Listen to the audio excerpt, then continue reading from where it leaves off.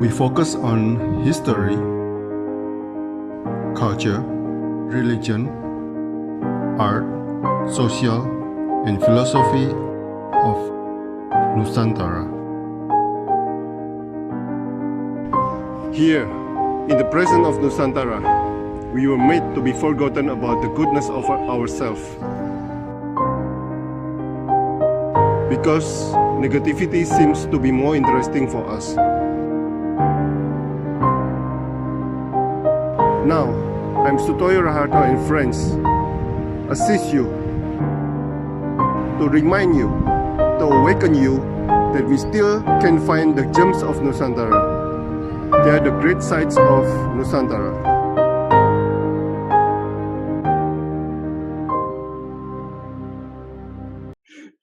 Selamat pagi Pak Fadoli. Selamat Seorang seniman batik di Kota Kudus. Ya. Pak, bagaimana kisahnya dari kakek Pak Fadoli menurunkan usaha batik ini ke cucu, Pak? Silakan. Jadi tepatnya itu dari nenek. Nenek sering dibantu bapak. Nah, kemudian nenek menurunkan ke saya, tapi teori pembatik dan pewarnaan itu yang banyak menjelaskan bapak.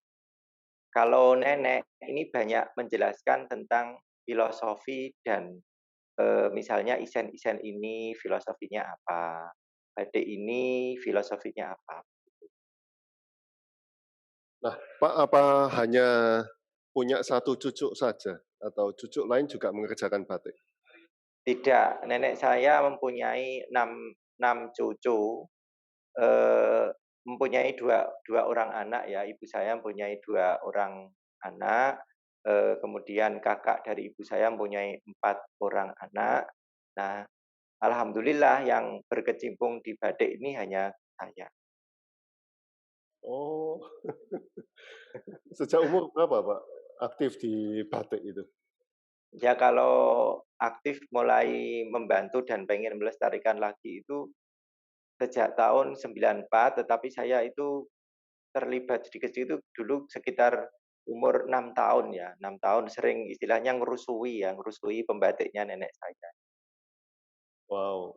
Nah, apakah pembatik zaman nenek Pak Fadoli ini sampai sekarang itu ada perubahannya nggak, Pak? Perubahannya ini ya sangat drastis sekali ya. Kalau zamannya nenek saya itu sebenarnya beliau mengerjakan itu hanya sedikit sekali itu sebagai apa ya, sebagai pengisi waktu luang karena eranya perindustrian batik itu sudah zamannya nenek saya itu sudah tidak seperti dulu ya. Seperti dulu hanya beliau itu mengisi waktu luang dan ada pembatiknya 2 itu yang istilahnya meminta pekerjaan sama nenek.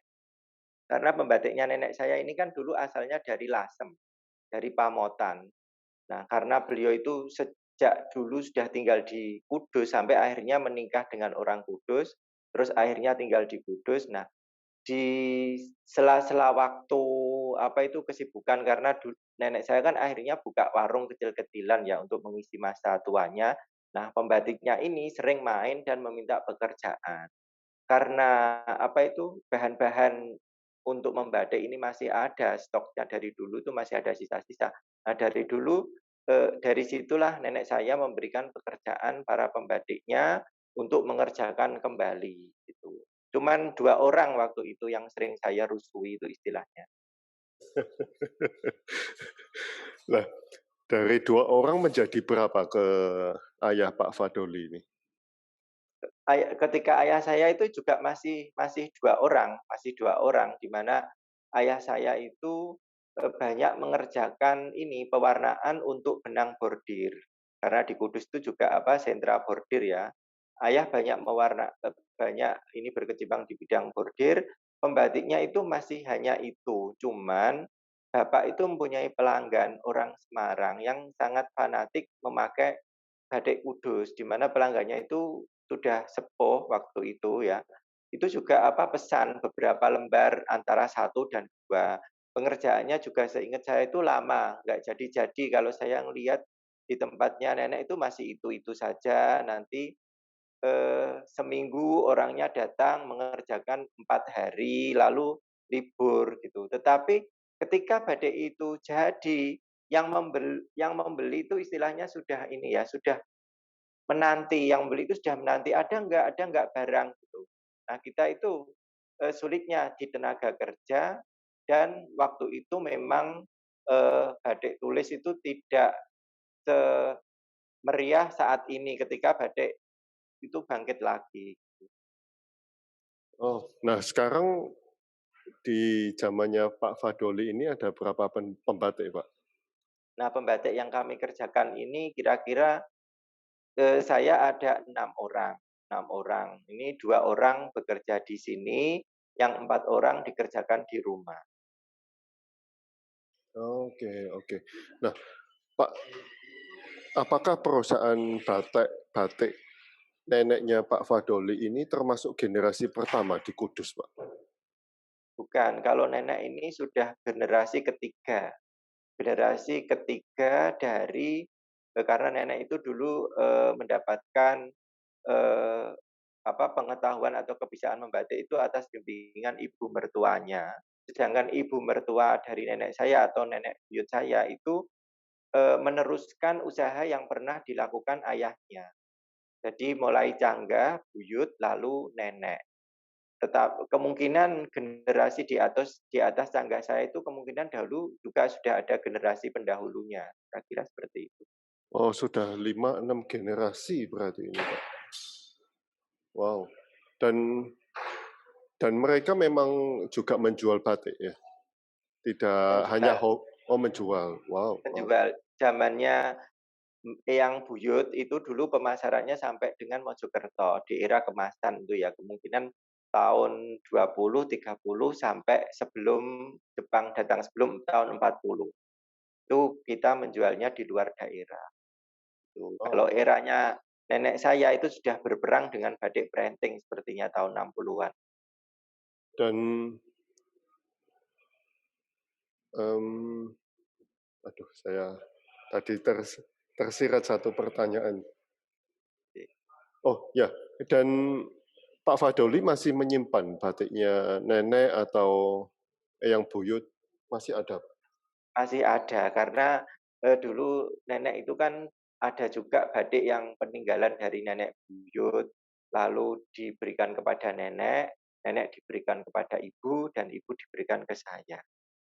Masih banyak itu Pak berarti? Tidak banyak Pak, sedikit. Karena di Kudus itu ada tradisi menyimpan kain peninggalan dari Eyang Buyut, itu di mana kalau misalnya orang buyutan seperti step gitu loh, itu kepercayaannya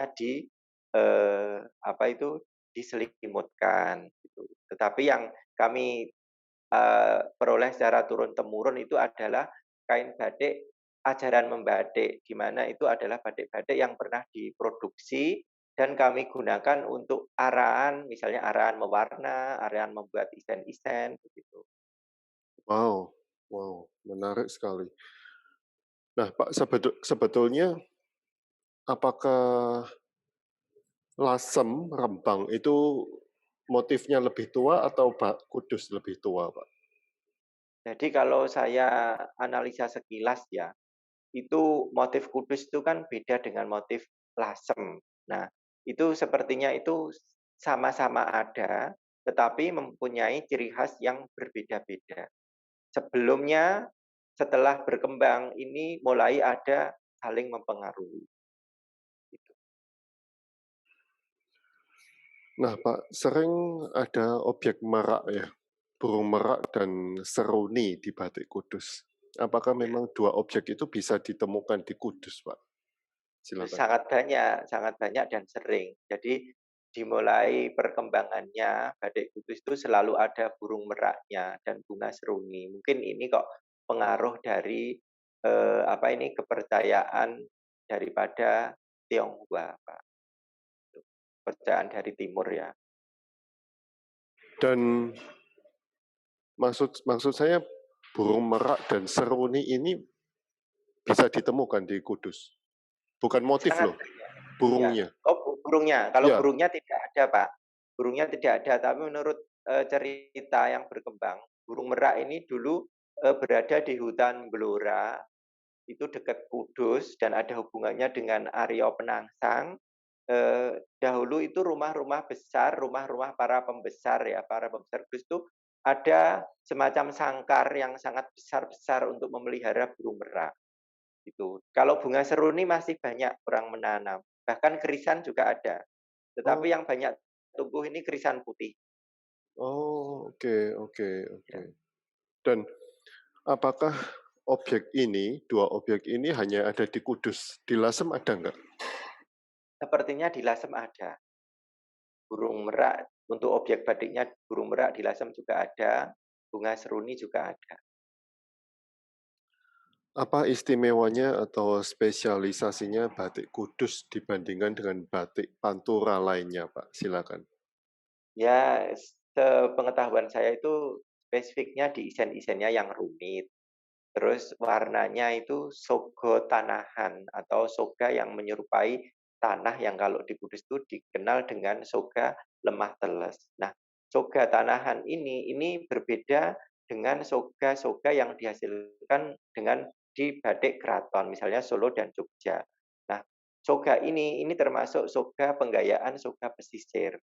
Tetapi soga kudus yang dulu itu sepertinya diperoleh dengan warna alam yang saat ini warnanya, sudah tidak ada, sudah punah mungkin tanamannya, juga suhu dan pH ini kondisinya kan sudah beda dengan kondisi sekarang. Jadi kalau kita membuat ini dimirip-miripkan, itu saya bikin dengan warna kimia. Masih pakai warna alami, Pak? Atau semua sudah kimia? Semua sudah kimia, untuk releng waktu 10 tahun ini saya sudah pakai kimia. Nah, dulu waktu alami pakai pewarna apa aja, Pak? Kalau Daun-daunan? alami, itu menurut ceritanya karena saya sudah tidak, tidak melihat langsung kalau alami, tapi masih ada peninggalan seperti gentong-gentong, itu dahulunya untuk bironi atau memberikan warna biru itu menggunakan daun tom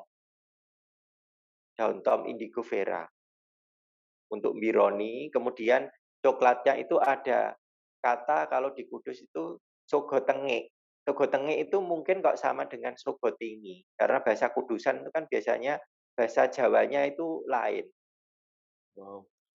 Dan dari motifnya yang buyut ya, Pak, ya?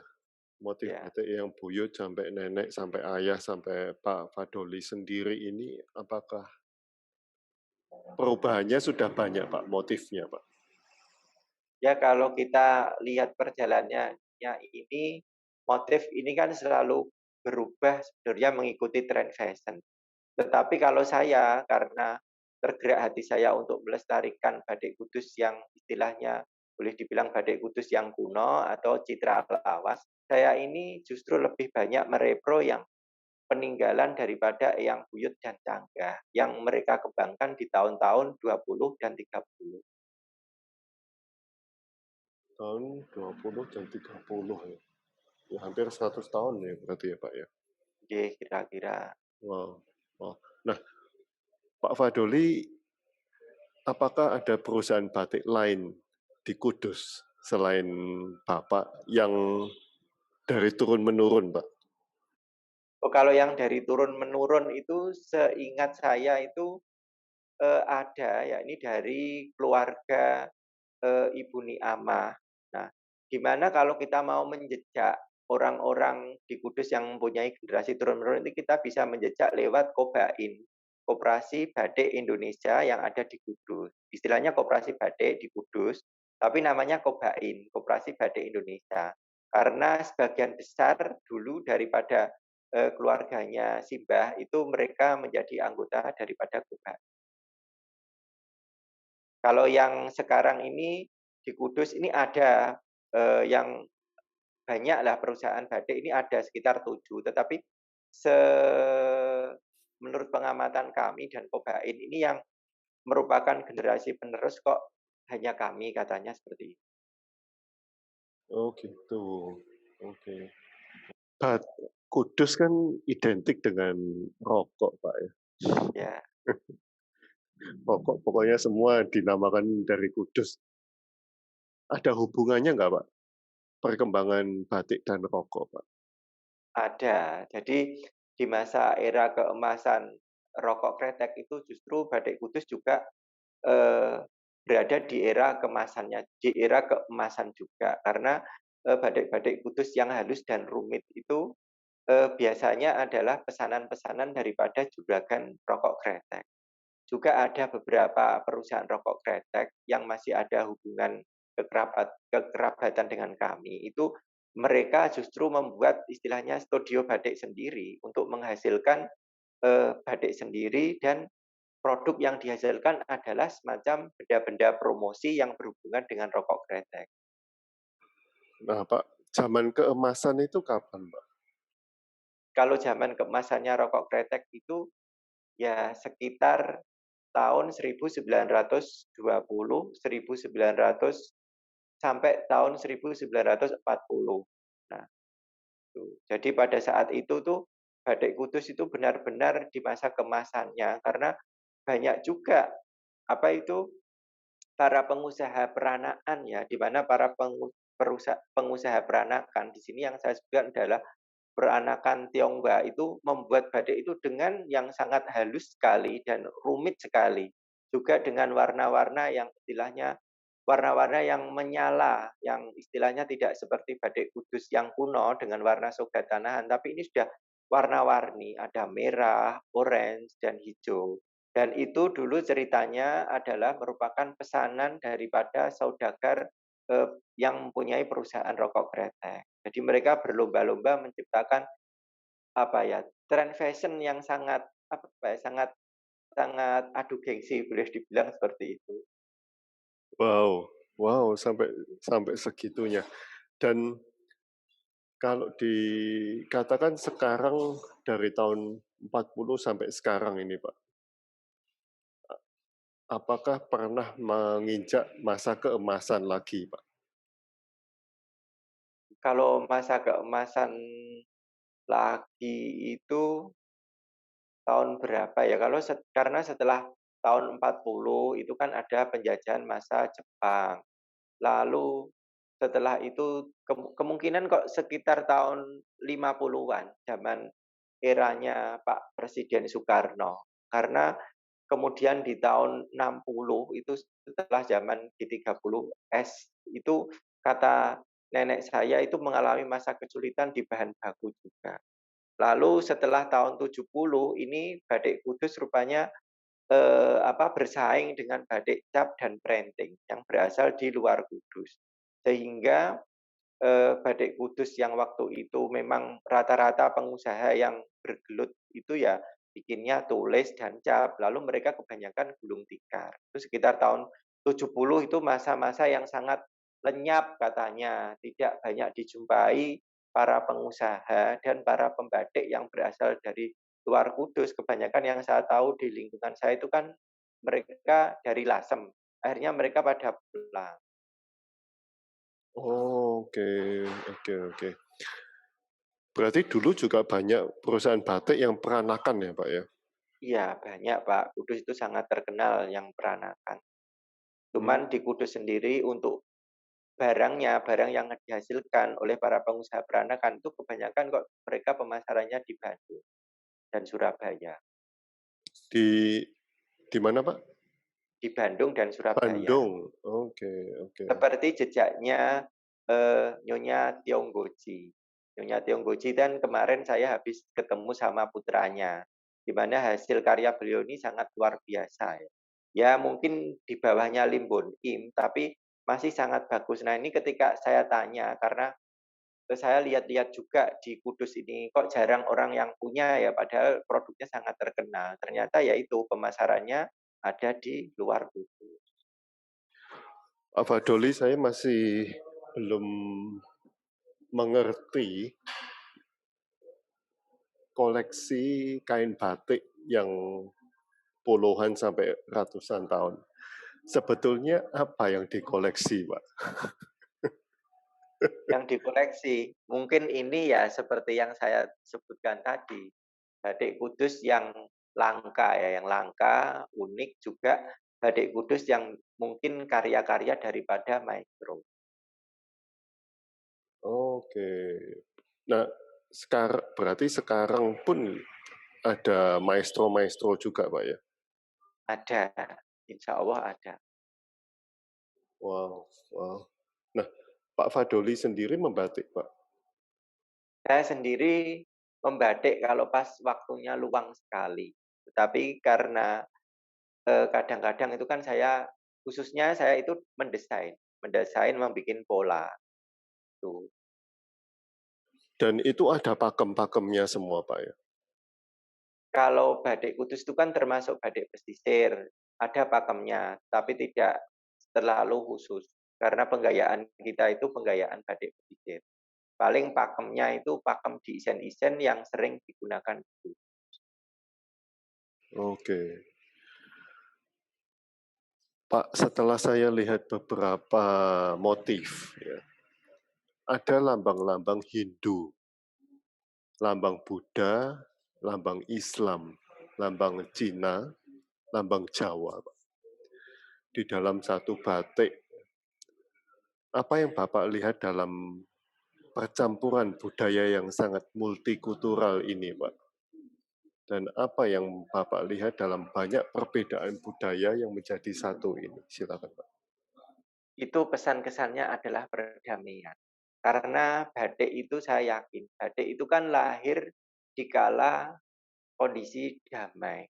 Kondisi damai itu dalam arti yang mengerjakan juga hatinya damai, tentram, kondisinya juga aman, tentram, tidak ada persaingan, tidak ada pertentangan dimanapun. Dan bentuk-bentuk itu muncul juga. Artinya kalau kami itu kan Batik Kudus setelah eranya Kasunanan itu kan orang-orang Muslim. Nah, orang-orang Muslim ini adalah orang-orang yang mampu toleransi. Artinya di dalam batik yang masih mempunyai simbol daripada agama Hindu, Buddha, dan lain-lain itu kita masih menggunakan. Karena apa? Karena pesan dan pesan yang terkandung, misalnya swastika dan banji, itu kan seperti simbol unsur penolak bala atas segala macam misalnya penyakit atau penolak bala daripada sesuatu yang berhubungan dengan eh, apa ya unsur yang istilahnya unsur yang tidak lurus ya, unsur yang mendatangkan sakit. Nah, itu artinya lambang-lambang itu kita harus terus menghormati karena saya yakin niat dari yang menciptakan simbol-simbol itu adalah untuk perdamaian dan kelangsungan daripada generasi. Kira-kira seperti itu. Wow, wow. Luar biasa sekali perdamaian, Pak. Loh, Pak, kalau sekarang bisa diomong zaman keemasannya batik apa enggak? Atau belum, Pak?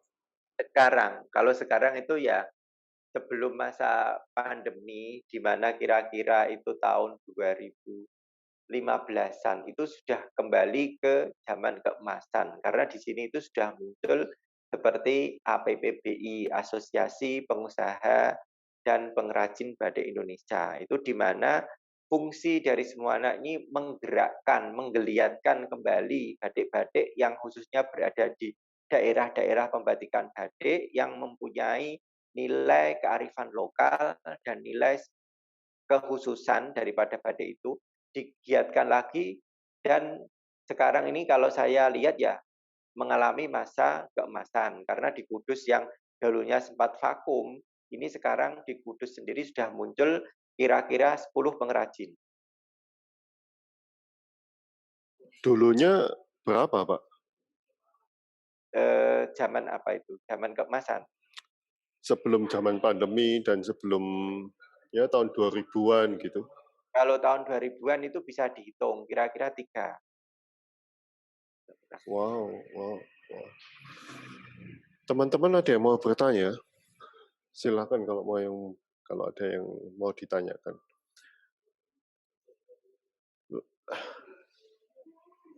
Pak, ini sangat saya waktu kecil ya saya pernah cerita sama Bapak sering ke Kudus dan makan pindang dan sebagainya ini. Ya, yang ingin saya tanyakan bagaimana bagaimana apa yang diajarkan di dalam Islam sehingga bisa menerima simbol-simbol yang ada di dalam batik itu, Pak? Dan Ya. juga ya, dan juga ini tidak ada soto sapi di sana. Kalau Tidak ada sekarang sudah ada. oh sudah ada, tidak ada pindang sapi ya. Ya. Lalu Jadi Masjid Kudus yang modelnya seperti pura dan sebagainya. Monggo. jadi nenek moyang kami itu mengajarkan adalah eh, Islam itu adalah rahmatan lil alamin. Artinya kasih sayang kepada semua umat. Semut pun kita sayang, apalagi sesama manusia. Bahkan di batik itu ada yang istilahnya taman teratai, di mana taman teratai itu dimunculkan ada bunga teratai dan bunga lotus. Di mana bunga lotus itu mengandung pesan yang sangat suci ya, di mana bunga lotus itu diibaratkan walaupun dia itu hidup di comberan, tapi dia tetap menjaga kesucian. Artinya masing-masing pribadi ini harus menjaga laku daripada pribadi-pribadi sendiri itu. Nah, dari laku untuk pribadi sendiri itu saya yakin semua akan damai kalau masing-masing daripada pribadi menjaga diri kita. Lalu pesan yang tampil di batik itu bisa diterima oleh semua kalangan walaupun bentuknya ada unsur bernyawa karena ini kan sudah distilisasikan ya. Artinya burung merak itu tidak digambarkan gamblang seperti burung merak tapi digambarkan seperti wayang. Jadi penciptaannya itu seperti mayang, jadi separuh ya, separuh muka berada di samping. Maka dengan wujud-wujud itu tidak digamblangkan wujud unsur yang bernyawa sebagai cara gamblang. Tetapi wujud-wujudnya itu sebagai hiasan yang sangat cantik, artinya sesuatu yang indah itu kan akan membawa kita ke dalam hati yang damai, jiwa yang tenang. Artinya untuk menciptakan sebuah unsur daripada perdamaian itu kan kita menciptakan dari diri kita sendiri, baru ke luar. Wow, terima kasih Pak Fadoli. Sangat luar biasa ini. Terus terang saya bolak-balik Kudus dari tahun 80-an itu saya baru tahu kalau Kudus juga punya batik, Pak. Iya, karena mungkin waktu tahun 80 ini waktu vakum ya. Pembatiknya tidak muncul di publik, tapi dia itu membatik sendiri di dalam rumah dan apabila ini ke rumah di area Menara Kudus Kulon, ini kan temboknya tinggi-tinggi. Jadi jarang yang tahu aktivitas yang berada di dalam rumah begitu. Tetapi aktivitas badik ini terus saya lakukan karena pesan dari nenek moyang itu adalah berdoa dan berusaha. Ternyata setelah pesan itu saya kupas pada saat saya sudah tua, ternyata berdoa itu adalah membatik dengan membuat isen-isen. Yang artinya semua isen-isen itu adalah doa dan harapan untuk keselamatan kita semua dan apabila batik itu sudah jadi, maka tinggallah usaha kita untuk bagaimana memasarkannya, gitu. Berarti setiap lembar batik itu penuh dengan doa-doa, Pak. Ya, menurut kami seperti itu. Karena misalnya isen-isen geringsing itu penolak bala. Jadi setiap pembatik ini membatik geringsing itu berarti tangan dan hatinya ini bergerak untuk berdoa, memohon kebaikan, menolak kejelekan, menolak sakit dan lain. Nah, Pak, Bapak barusan ngomong ada menolak sakit ya. Berarti setiap batik itu ada fungsinya masing-masing, Pak. Ada fungsinya. Misalnya batik apa itu tambal pamilunto. Di mana batik itu mempunyai sebuah tambal. Tambal itu kan artinya menutupi kekurangan. Nah, batik-batik itu biasanya itu diselimutkan ke dalam orang yang sedang sakit. Atau kalau di tempat kami itu kepercayaannya adalah batik geringsing. Jadi kami itu mempunyai batik geringsing yang diturunkan secara turun-temurun. Mungkin nanti di lain kesempatan bisa saya perlihatkan. Nah, batik itu apabila nanti ada yang sakit itu biasanya diselimutkan. Jadi saya masih ingat dulu ketika saya kecil itu kan saya sakit.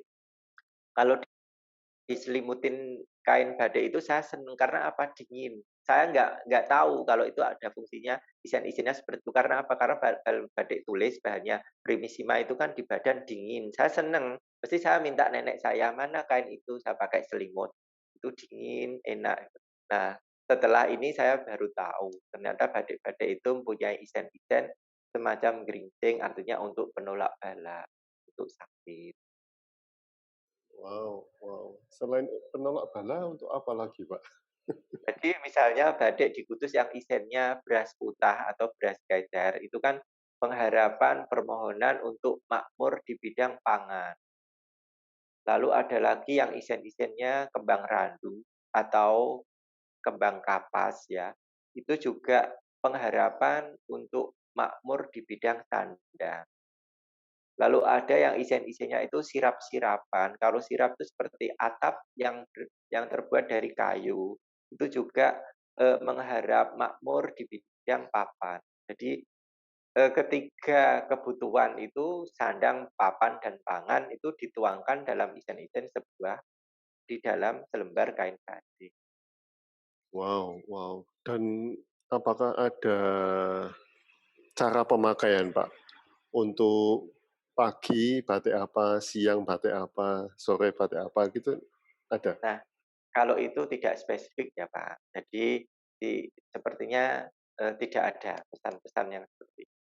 Kecuali tadi batik-batik yang mempunyai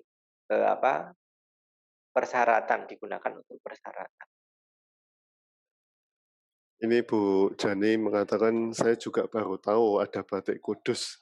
Saya juga batik kalau pas luang, tapi bukan pebatik pro, tapi sebagai hobi saja. Batik geringsing tiga negeri ya. Saya juga pernah dengar sejarahnya dari Pak William. William Kwan. Ya, William Kwan. Oke. Wow. Pak, satu lagi pertanyaan dari saya. Itu ada batik dua negeri, ada tiga negeri. Itu apakah di Kudus ada juga, Pak? Ada. Jadi kalau yang di batik yang tiga negeri, itu kan batik yang dibuat di tiga tempat. Kalau yang dua negeri, itu dibuat di dua tempat. Nah, batik Kudus itu kan terkenal dengan sobannya tadi. Nah, batik Kudus yang tiga negeri, atau kalau di Kudus itu disebut Gendoro dan Kediri, atau Gendoro Kediri. Ini batik di Kudus ini merupakan bagian daripada batik yang digunakan untuk tradisi adat istiadat. Jadi untuk tiga negeri ini warnanya kan ada tiga, biru, merah, dan coklat. Nah ini batik-batik ini digunakan sebagai persyaratan untuk seserahan orang yang mau menikah. Nah ini nanti pada saat akad nikah atau ketemon atau mempertemukan pengantin pria dan wanita, ini batik ini dipakai dan sarimbit atau sama. Yang laki-laki pakai sarung, yang perempuan pakai jarit atau sija. Wow, luar biasa, Pak. Dari sebulan yang lalu yang tertunda. Terima kasih Pak Fadoli atas waktunya, Sama-sama, atas mohon maaf pengetahuan. bila ada penyampaian atau salah kata.